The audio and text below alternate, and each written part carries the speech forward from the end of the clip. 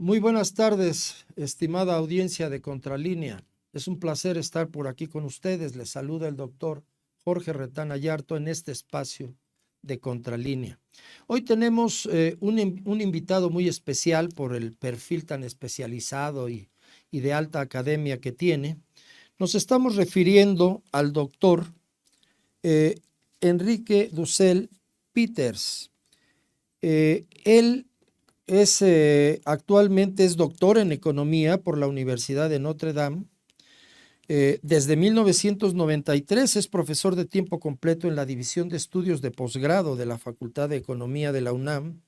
Es coordinador del Centro de Estudios China-México de la misma Facultad de Economía y de la Red Académica de América Latina y el Caribe sobre China, así como también es miembro del Sistema Nacional de Investigadores en el nivel 3, autor de varios libros, artículos sobre organización industrial, desarrollo, procesos de segmentación en las cadenas productivas o de valor globales, etc. Como ustedes ven, y esto es solamente una muestra, una currícula impresionante, es un nombre de estudio, pues prácticamente para tener esta currícula se necesita estudiar durante toda la vida. ¿No es así, doctor? Así es, ahí estamos desde hace un par de décadas en estos temas.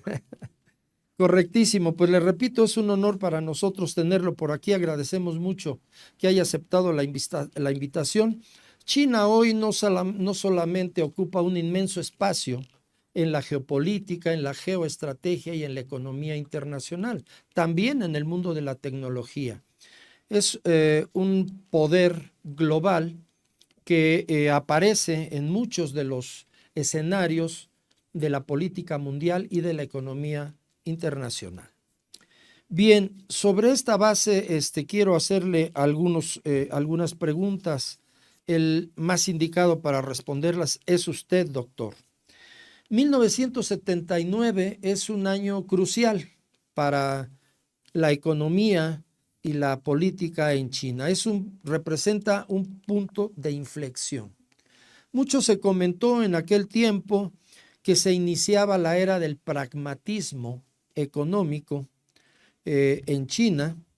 Decía Deng Xiaoping, el líder indiscutido en aquel entonces, que no importaba si el gato era blanco o era negro o de cualquier otro color. Lo fundamental es que atrapara a los ratones. Entonces, a esta frase se le interpretó como el axioma principal del pragmatismo económico que las reformas económicas de China traían consigo. Correcto. Le decía que para los comentaristas y analistas occidentales, el tema de China era fundamentalmente entrar a un proceso generalizado y agresivo de desregulación económica, hacer a un lado la planificación, los planes quinquenales, entrar a una reducción fundamental en la intervención en la economía, etcétera. Pero China demostró que no era exactamente ese el camino, sino que había que introducir algunas variables que hoy han resultado ser fundamentales para explicar el inmenso éxito. ¿Nos puede hablar de eso, por favor, doctor? Sí, de nuevo, muchas gracias por la invitación y coincido plenamente desde una perspectiva de largo plazo para comprender a la socioeconomía china actual del 2025, la enorme relevancia de Deng Xiaoping en la socioeconomía china y probablemente como el impulsor de una economía con instituciones que desgraciadamente y más allá de la moda de China en América Latina y a nivel internacional, no han sido suficientemente comprendidas, ¿no?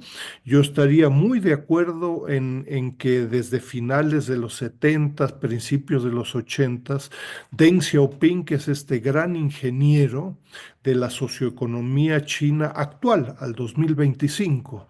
Estoy justo en estos días publicando un libro con la editorial Linen Reiner sobre esta temática y concretamente sobre el concepto del sector público desde este periodo de finales de los 70s, inicios de los 80s, que en China se define como el periodo de la reforma y apertura, ¿no?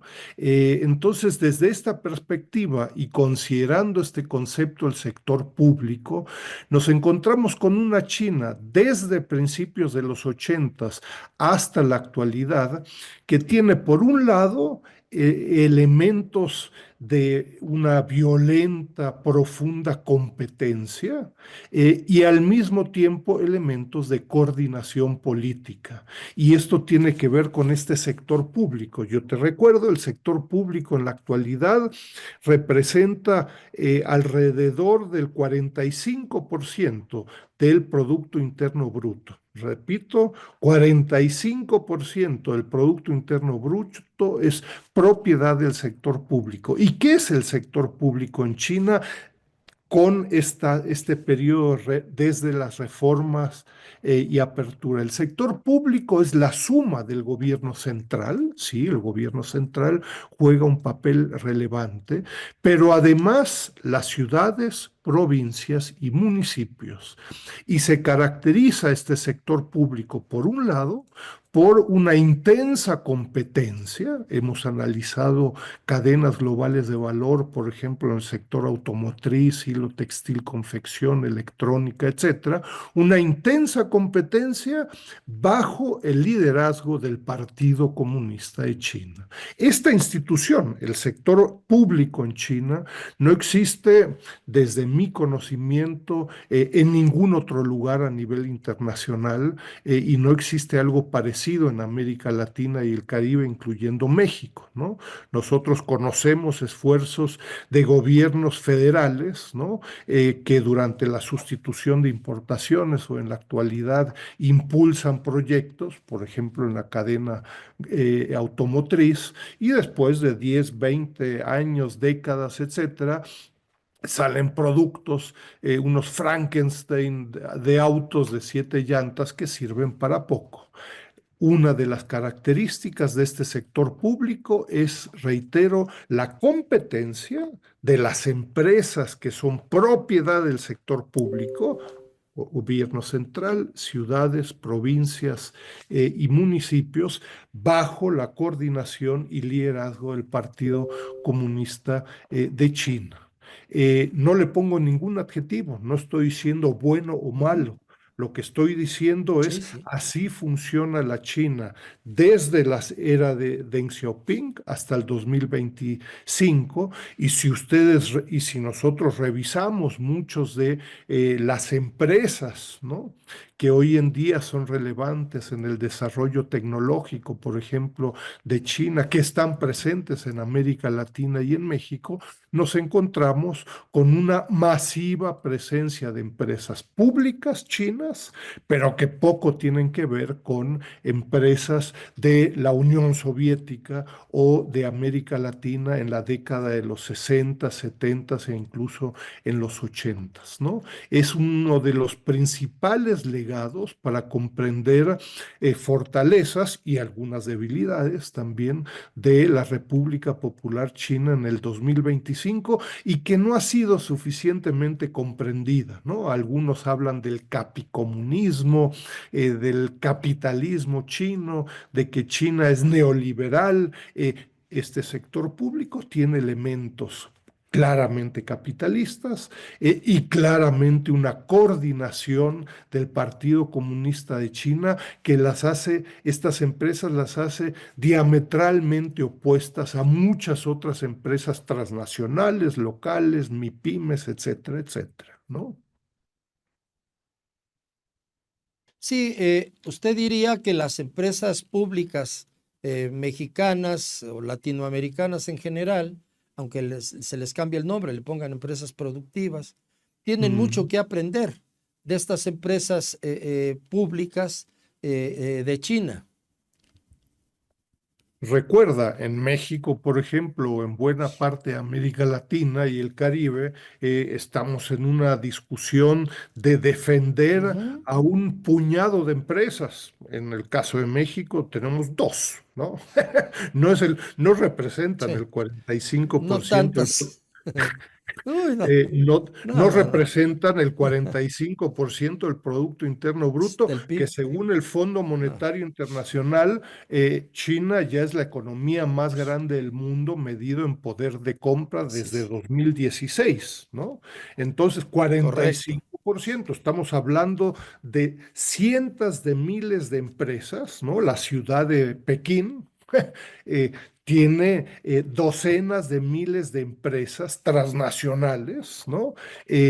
No tiene cualitativamente, olvídate cuantitativamente, no tiene cualitativamente nada que ver con lo que México o Brasil tenemos en términos de propiedad de empresas públicas, ¿no? Pero sobre todo lo que adolecemos en América Latina, más allá de que fueran más o menos, de lo que adolecemos en América Latina es de este sector público que es propiedad de del gobierno central, ciudades, municipios, provincias, y que compiten violentamente entre sí. Hemos hecho una cantidad de estudios de cadenas globales específicas en China y las propias empresas transnacionales que ingresan a China invierten en China y dicen, ahora sí, vamos a poder vender a 1.400 millones de consumidores chinos y, oh sorpresa,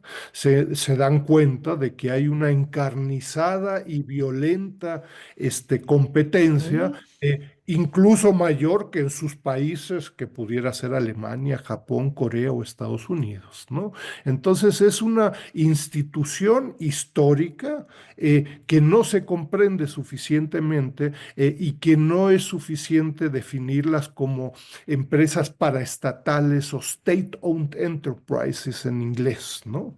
Es una Ok, institución diferente que hay que comprender en su contexto histórico y político de hace varias décadas y que siguen siendo de la mayor relevancia en la socioeconomía china actual. Tenemos ahí varios monitores de la inversión y de la infraestructura china en América Latina. Sorpresa, más del 70% de la inversión china en América Latina es de empresas públicas, pero no solo propiedad del gobierno central, sino que, de nuevo, de ciudades, provincias y municipios, ¿no?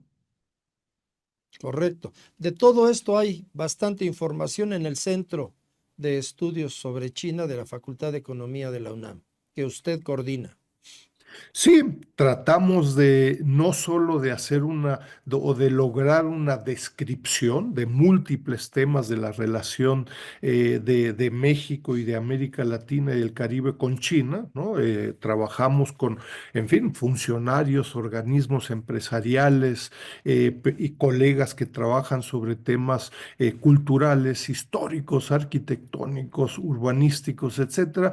Hacemos crecientemente, yo te diría, un esfuerzo de proponer un grupo de conceptos para comprender la gran cantidad de elementos bilaterales que existen y no caer en la trampa de la descripción. Es muy fácil. La relación México con China, 1, 2, 3, 27, 39, y bueno, dormimos a cualquier auditorio en nuestras clases o en tu auditorio, etcétera, etcétera. Tenemos gigas de información a 10 dígitos del sistema armonizado. ¡Puh! Dormimos a cualquiera con gráficas que suban, bajan, etcétera, ¿no? El reto es comprender un grupo de conceptos como el del sector público, que me parece fundamental, pero después también otros conceptos como un proyecto de globalización con características chinas, nuevas relaciones triangulares, etcétera, etcétera, que permiten una comprensión a debate, ¿no? No estoy de ninguna forma diciendo que Sí, son claro. los únicos ni los mejores conceptos, pero que invitan a integrarse a un debate conceptual, metodológico y empírico, pero no solo a un listado de temas, ¿no? Sí, sí. Iríamos al análisis cualitativo del trayecto histórico. Correcto. Correcto. Doctor, la estructura del comercio exterior de China, ¿por qué tanto se queja Donald Trump y los anteriores? Para ellos, el gran retador estratégico en la economía internacional es China. A Mm, Rusia la ven como un retador estratégico, pero en términos del poder militar y en un ámbito de incidencia fundamentalmente euroasiático. Pero China es el gran retador. Lo acusan en los documentos sobre seguridad nacional, en los documentos sobre doctrina de defensa, de quererse apropiar de toda la región del Indo-Pacífico y a partir de ello modificar sensiblemente la estructura del poder mundial. mm. ¿Qué es lo que tiene en esa estructura comercial China que les produce tanto escosor, tanto temor? Mira, me parece que es fundamental y encontrarán en el Sechimex y en la red ALC China docenas de análisis al respecto desde múltiples perspectivas. Me parece que es fundamental comprender que al menos desde hace una década estamos ante una profundísima confrontación entre las dos mayores economías del mundo, léase Estados Unidos y China. Esta confrontación va mucho más allá del tema comercial y tecnológico, sucede en temas culturales, del turismo, del intercambio académico, educativo, etcétera, ¿no? Eh, ¿Y cuál es el meollo, yo diría, de esta confrontación entre Estados Unidos y China? El meollo es ni más ni menos una competencia sistémica entre Estados Unidos y China, donde Estados Unidos, con base en este concepto del sector público en China, Estados Unidos se da cuenta de que China tiene un sistema económico con un sector público que funciona diferente al de Estados Unidos y con una competencia económica y política. Claramente la República Popular China tiene un sistema político diferente. A diferencia de la Unión Soviética hace décadas, ¿no? Durante la Guerra Fría, incluso en la actualidad, lo que nos encontramos es con un peso pesado económico, la República Popular China, que está luchando en docenas de cadenas globales de valor. Nos estamos lentamente acostumbrando a escuchar a empresas como BYD, Huawei, ZTE, DeepSeek, y docenas de otras empresas que están compitiendo con empresas occidentales, estadounidenses, japonesas, europeas, en algunos casos todavía con rezagos, en otros casos ya cuentan con un liderazgo en la innovación tecnológica y de otra índole, ¿no? Entonces, en ese contexto de escalamiento tecnológico industrial por parte de China, claro, la reacción del viejo rico del pueblo, que sigue siendo rico en esta aldea global, ¿no? Es altamente conservadora, ¿no? La respuesta de la actual administración Trump, la segunda, es MAGA, ¿no? Make America Great Again. Vamos a hacer de nuevo grande a Estados Unidos. Es una respuesta conservadora, sin entrar en detalles sobre el concepto de conservadurismo, es regresar al pasado, ¿no? Cuestión que es imposible porque, bueno, regresar a los 50 o 60 implicaría que en el 2025 el pequeño detalle es que existe la República Popular China que hace imposible este back to the future, el regreso al futuro, ¿no? Entonces, bueno, tenemos esta confrontación en todos los ámbitos, ¿no? Crediticio, de inversiones, el comercio, etcétera, etcétera, y en donde, bueno, Estados Unidos y la administración Trump están buscando contener a la creciente presencia estadounidense en múltiples ámbitos, del calzado a textiles, ni hablar de semiconductores, autos eléctricos, etcétera. Pero claro, esta reacción, Jorge, es muy tardía, ¿no? Eh, Sí, en los sí últimos entiendo. 30 años, China ha continuado con un avance en su presencia global en los propios Estados Unidos, ni hablar en América Latina, ¿no?